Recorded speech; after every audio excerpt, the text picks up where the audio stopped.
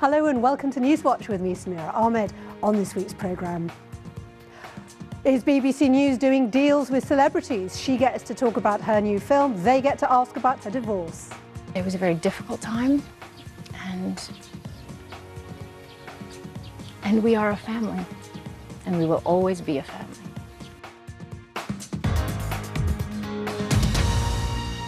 But first, as Storm Doris battered many parts of the UK on Thursday, it could mean only one thing for BBC reporters. You know what's coming next. Here's Alison Freeman for the News at 1 on the Blackpool seafront. We saw you a little earlier, almost unable to stand up. It doesn't look much better now. It isn't, Rita, and actually we've just watched this storm unfold throughout the morning as the wind has become more and more powerful. It's so strong at the moment I can't look into it, and this foam that's being blown from the sea is actually a bit more like being in a blizzard. But was that piece of broadcasting on location necessary, wise or safe? Some viewers thought not, including Carol J, who left us this message. Now, I'm sure the BBC will say we do not put our reporters in danger and she was okay. Not everyone, however, may be as responsible, I use that term lightly, as the BBC, and they may think, oh, let's go and stand on Blackpool seafront, and they get blown over and hurt. Even worse, they could be seriously hurt, even killed. And will the BBC take responsibility for that? There is no need to have that woman standing in that position encouraging others to think it's okay, because it isn't.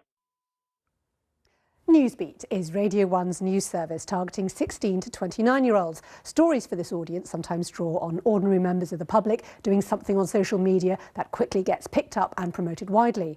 This week, its website ran a story about a 20-year-old American student called Nick who graded and critiqued a breakup letter from his ex-girlfriend.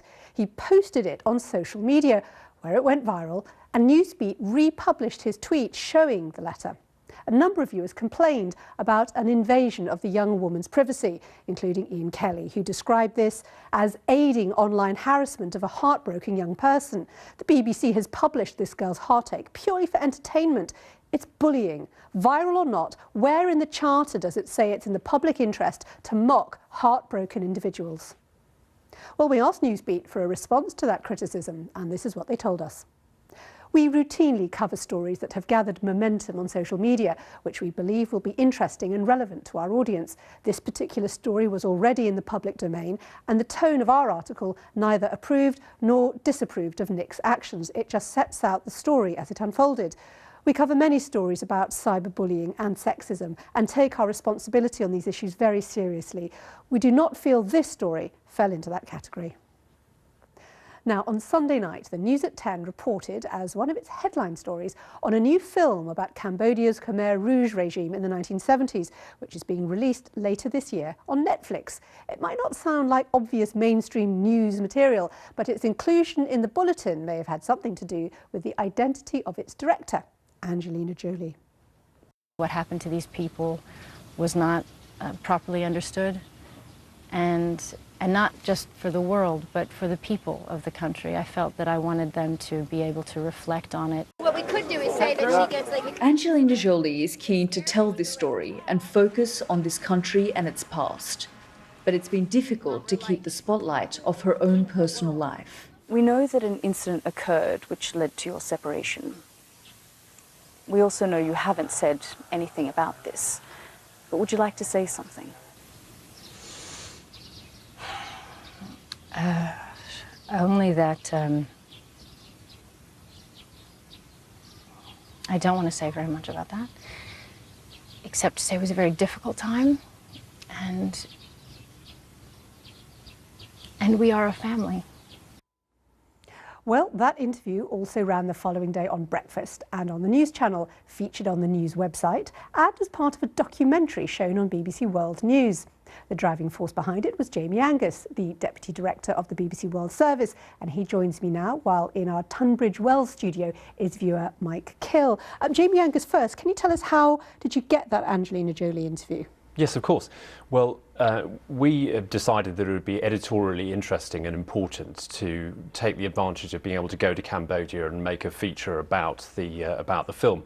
And it's good that you explained that this is part of a longer documentary, because I think one of the important things to bear in mind about this piece is that we're going to be producing a 23-minute documentary which will run on the BBC World News channel and on the news channel here in the UK, and indeed a radio documentary for World Service Radio. So what we did was gather quite a lot of material, and we cut down some of it for broadcast a bit ahead of time as a news piece, if you like, so that the audiences who watched those main bulletins on BBC One would see the news piece if they didn't see the longer documentary. But just to be clear, in getting that interview with Angelina Jolie, was there a deal? Were there conditions? No, there weren't.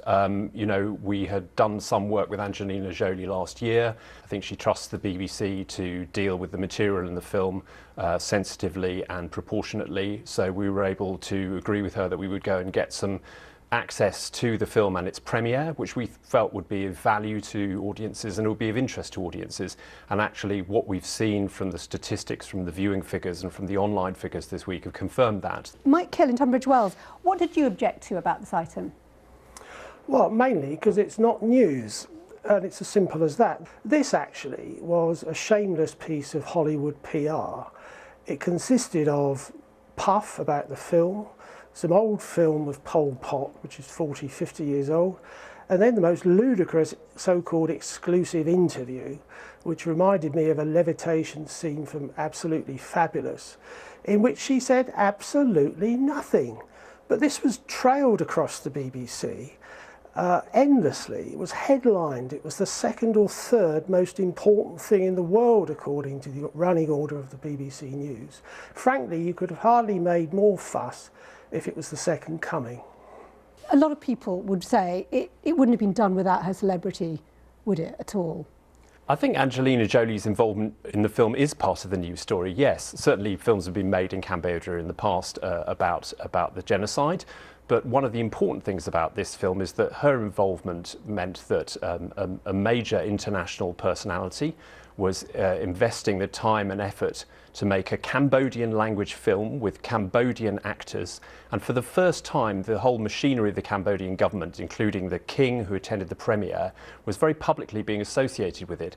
And we just felt, because we don't get to go to Cambodia very often and make material about the country, that actually that told us something editorially interesting about how the country's coming to terms with what happened in its past. So of course her presence was part of the story, but the BBC always makes material across a wide range of subject areas.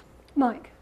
Well, I think what people want to see is authoritative and well-informed views. Now, Angelina Jolie may be that, but we all can see from America the problem with pandering in the way that you did, with some of the most obsequious questioning I've seen since the 1950s, to celebrities. And celebrities' views are worth no more than yours or mine, frankly. Mike, also, what did you make of the fact that the headline of the story was actually about the marriage breakdown? Well, she didn't say anything about it, did she? And by the way, that's none of our business. And we do know, and only a fool would think otherwise, that as and when she makes an announcement about that, it will be done through the Hollywood PR machine. And anyone who thinks she was going to answer a question on the BBC about that is a fool.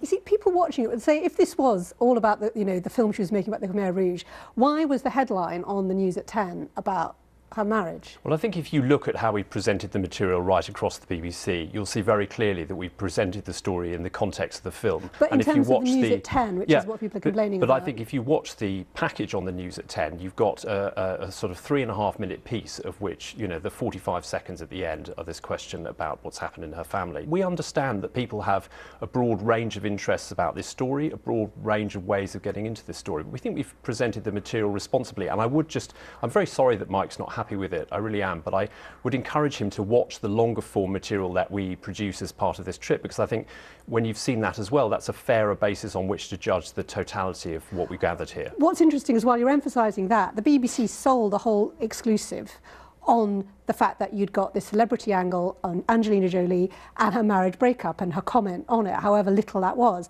I mean, that's what seemed very odd to viewers like Mike. I don't think that's fair, actually. As I say, if you look right across the BBC News website and where we've run it on our international channels and throughout its coverage, I think we've been very clear about headlining the film, the issues about Cambodia, the unusual access, the unusual parts of the Cambodian story that we're able to tell. So we think we've handled it responsibly, but we're not going to cover up the fact that there was some interest for the public of what she had to say about this enormous international news story. Mike, final brief word to you on what you've heard. Are you satisfied? Well, no, and the fact of the matter is that people don't have time or inclination to watch all the material. The fact of the matter was that it was headlined across the BBC as an exclusive interview about her marriage breakdown, as if anybody was interested in that, but some people are clearly. But she said absolutely nothing about it, and frankly, I thought it was a fiasco. We'll have to leave it there, but thank you both, Mike Hill and Jamie Angus. Thank you. Finally, Steve Hewlett, who died on Monday, was an occasional presenter and a very welcome guest on this programme. Steve had a long and varied career in TV, with production and executive roles at the BBC, Channel 4 and ITV. He was editor of Panorama at the time of its famous interview with Princess Diana in 1995. Later, he became a sought-after media commentator, both on camera and in print, and he presented Radio 4's media show from its launch in 2008. Over the past few months, he described the experience of having cancer in a moving series of radio interviews and newspaper columns. Steve will be much missed by family, friends and colleagues, and by Newswatch viewers, such as Paul Knowlson, who wrote to us on Monday. So sad to hear of Steve's passing. He was such an inspiration. I shall never forget listening to his candid, moving interviews this last 6 weeks or so. He was so brave, so talented, a wonderful example to us all. Thank you for all your comments this week. If you want to share your opinions on BBC News and Current Affairs, or even appear on the programme, you can call us on 0370 010 6676 or email newswatch@bbc.co.uk. You can find us on Twitter @NewsWatchBBC, and do have a look at our website. The address for that is bbc.co.uk/newswatch. That's all from us. We'll be back to hear your thoughts about BBC News coverage again next week. Goodbye.